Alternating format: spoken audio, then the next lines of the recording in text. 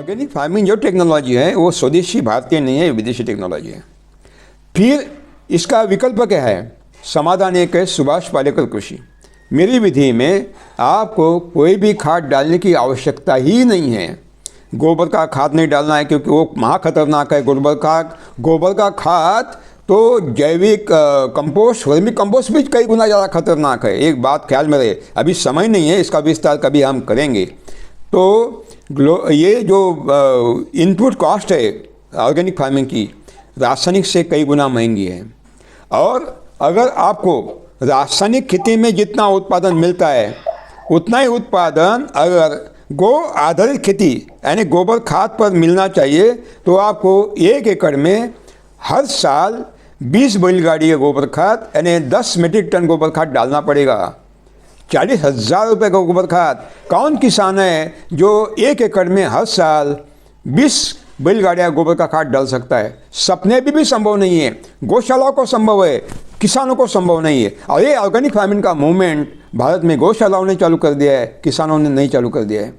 इसका अर्थ है कि सुभाष पालेकर कृषि में हमें रासायनिक खाद डालना नहीं है, गोबर का खाद डालना नहीं है, कंपोस्ट वर्मी कंपोस्ट डालना नहीं है, कोई भी जैविक खाद डालना नहीं है, खलिया डालना नहीं है और ऑर्गेनिक फर्टिलाइज़र डालना नहीं है। क्यों? क्योंकि आज तक कोई भी टेक्नोलॉजी हो, एग्रीकल्चर टेक्नोलॉजी, उनका प्रमोटर कहता आ रहा है, हमें मूर्ख बनाता आ रहा है कि जैविक खाद, गोबर का खाद, कंपोस्ट वर्मी कंपोस्ट, रासायनिक खाद, जड़ों का खाद है, फसलों का खाद है, इसलिए डालना ही पड़ता है। ये लोग झूठ बोल रहे हैं। अभी तक इन्होंने गुमराह कराया देश को। वास्तव में सत्य यह है कि कोई भी खाद किसी भी पौधे का खाद्य नहीं है, भोजन नहीं है। क्योंकि किसी भी पेड़ पौधे की जड़ें 98.5% जो तत्व है वो हवा, पानी और सूरज की रोशनी से लेते हैं, जो हमें देना नहीं पड़ता, मुफ्त में मिलते हैं।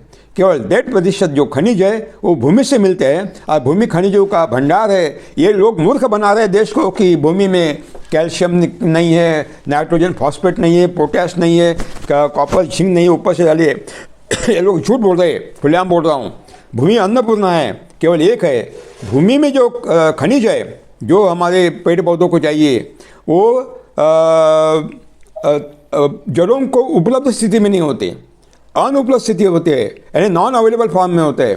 जड़ों को चाहिए पकाया हुआ खनिज जो भूमि में पकाया नहीं होता है कच्चा। जड़ें कच्चा नहीं ले सकती। ये पकाने का काम ईश्वर ने सूक्ष्म जीवाणु को दिया है और वो सूक्ष्म जीवाणु हमने मार डाले हैं। सुभाष पालेकर कृषि में जो हम जीवामृत डालते हैं, घन जीवामृत डालते हैं, तो 1 ग्राम देशी गौ माता के गोबर में कम से कम 300 करोड़ सूक्ष्म जीवाणु होते हैं।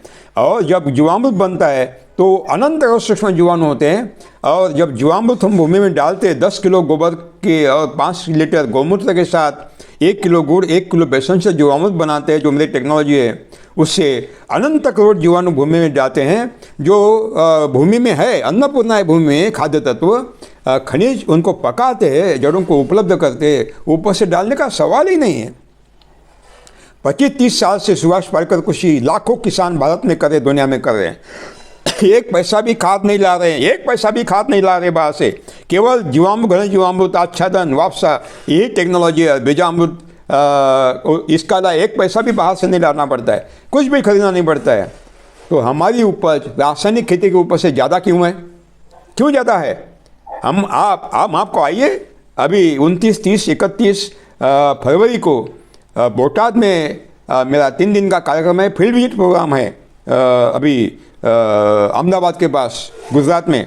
आप आइए और चमत्कार देखिए कि पड़ोस का रासायनिक है, जैविक है, उससे दुगुना उत्पादन हमारा है। वो फसल बर्बाद हुई है रोगों से, बीमारियों से और कीटकों से। हमारी फसल पर कोई कीट नहीं है, कोई बीमारी नहीं है। आप आइए देखिए, हर फसल में हमने सिद्ध कर दिया है कि सोल्यूशन हमारे पास है। अगर हम कोई खाद डालते ही नहीं, इसका मतलब है कोई भी ग्रीन हाउस गैसेस का उत्सर्जन हम करते नहीं।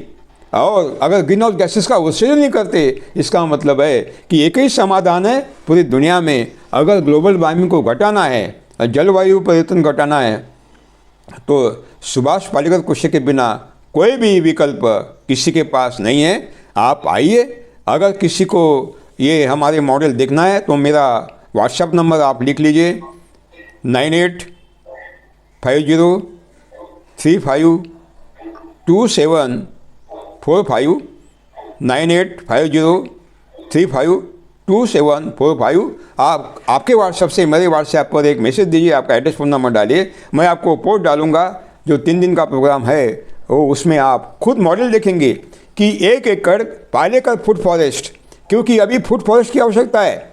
हमारे पर्यावरणीय सुरक्षा के लिए देश के 33% भौगोलिक जो हमारी भूमि है उसका रूपांतर जंगल में होना चाहिए, लेकिन सैटेलाइट सर्वे बता रहा है कि केवल 18% जंगल है। यानी जंगल बढ़ाना है, नहीं तो हमारी फसलें आगे बहुत संकट में आ सकती है। जंगल बढ़ाने का काम माने आपके जो जंगलों में होते हैं, जो हमें खाना नहीं देते, भोजन नहीं देते, वो पेड़ पौधे लगाना नहीं है।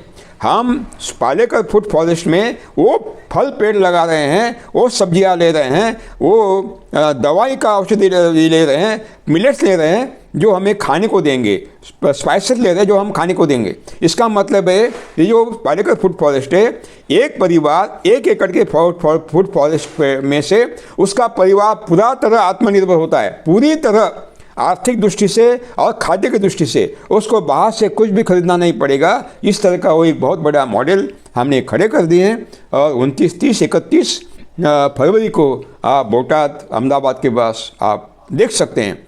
ये सारे मॉडल पूरे हमें भारत में खड़े करना है।